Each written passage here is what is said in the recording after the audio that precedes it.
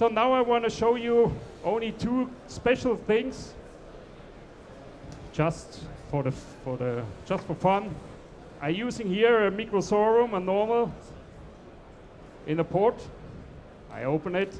This is a new package design. You don't have to put them in the water. You set them in the fridge and can sell them 2 or 3 weeks later. So it's very easy packaging and very nice. And this is a standard microsorum Pteropus.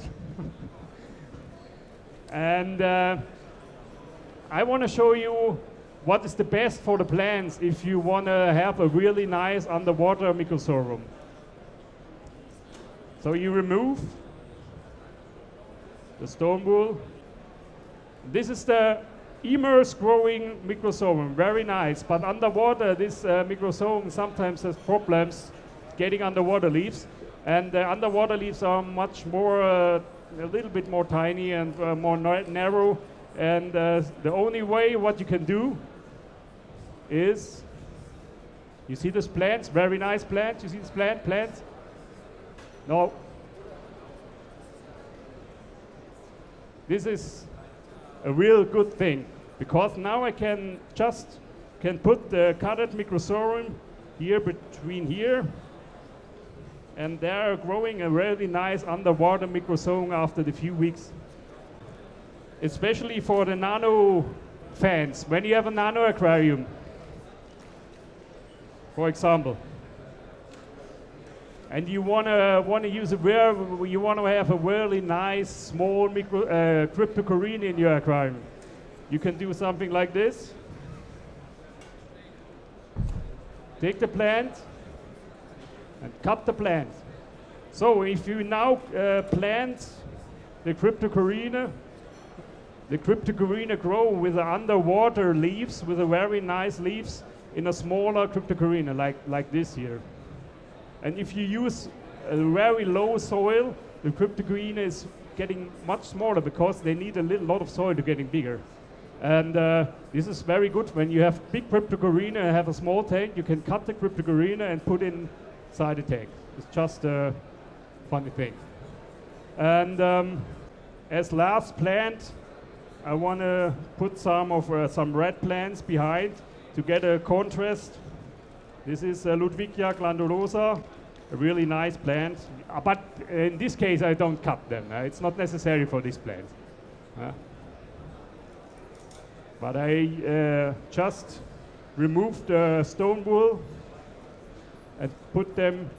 Sometimes it's also not necessary to put the plant in the soil. It's also possible just to put them between the roots, because the roots from the plants go down in the soil from alone.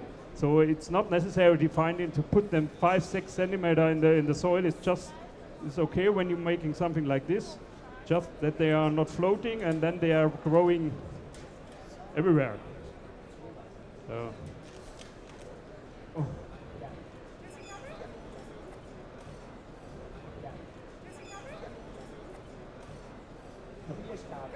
So,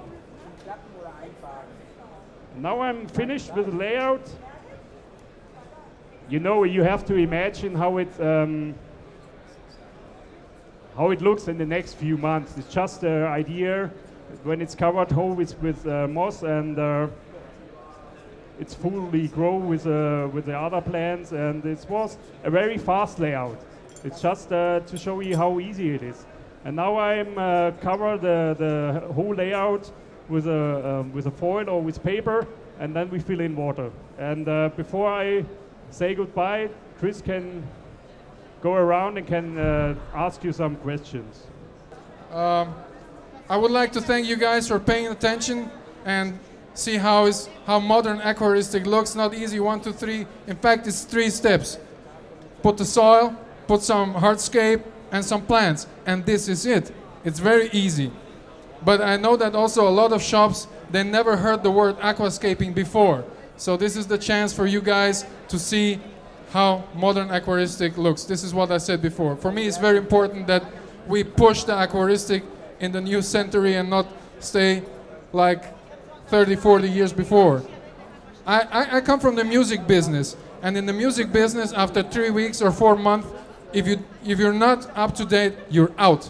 But in the aquaristic, we're still 20 years behind. So we need to think about changing some things. Very important. We need to have a change, and this is a chance to change. And also important is I'm using only hard tap water for this. And so I don't use any osmosis water or something else. When you have very hard water and using an active soil is the best way because they soften the water. If you have soft water, you just have to make a lot of water changes in the beginning, but it's also work. But the best for if you are coming from a region with very hard water, you can use this active soil to making perfect water for tropical aquariums, for plants and for fish and for shrimps. So we are close to the end. I think one of this bottle. So just the last one here. And then I'm finished, then I remove the towel and then we can clean I think we are finished.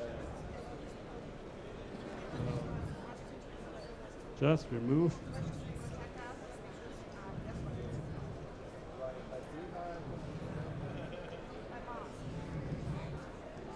So when the LED is now so close to the surface, it looks a little bit mystery because we have a lot of shadow, but it also looks very nice.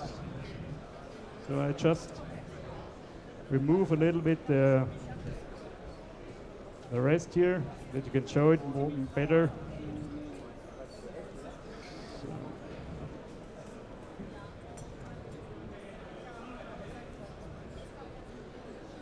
I think that's okay. That's all. So, I hope you have some ideas now what you can make in your shop, how you can inspire your people, your customers, your shops, your employee. And I'm really say thank you very much for your attention. And tomorrow at 1:30, we're making again a tank, and at Sunday also. And I wish you a very nice show and say goodbye. Goodbye. Thank you very much.